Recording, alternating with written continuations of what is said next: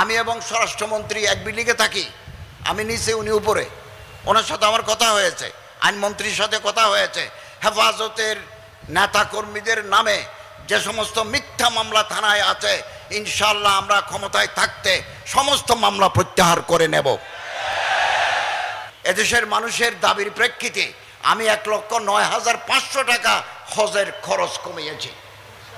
এবং আমি একেবারে সৌদি আরবের এই মিনা, মুজদালিফা, আরাফা, আজিজিয়া, শীর্ষা, দোর খুদাই, আজিয়াত, মার্কাজিয়া, মদিনার মার্কাজিয়া, মসজিদে বেলাল সব জায়গায় গেছি। দৌড়াদৌড়ি। মিসফালায় যারা থাকবেন তাদের একটু বেশি দিতে হবে, যারা 3 কিলোমিটার দূরে থাকবেন তাদের কম দিয়ে পারবেন।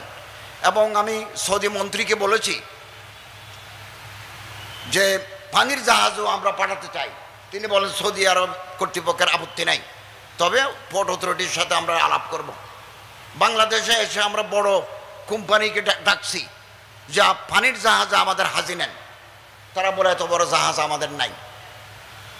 বঙ্গোপসাগর, আরব সাগর, লোহিত সাগর পাড়ি দিয়ে হাজিরা যাবেন।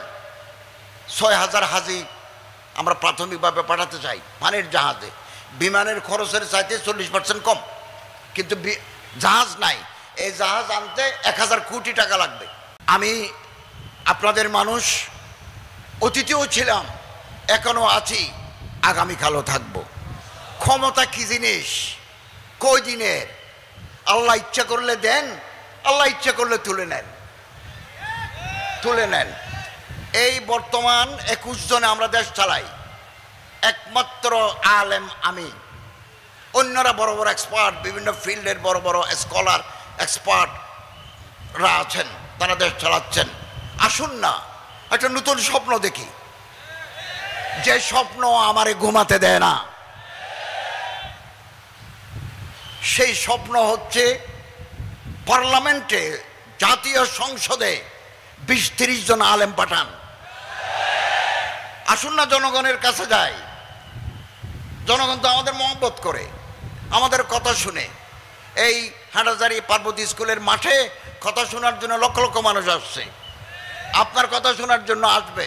আসুন না আমরা পাবলিকের কাছে যাই, অন্তত পক্ষে আগামী নির্বাচনে 30 জন আলেমকে পার্লামেন্টে পাঠাই এবং স্বপ্ন দেখব, উপরে উঠার স্বপ্ন দেখব, দেশ পরিচালনার স্বপ্ন দেখব,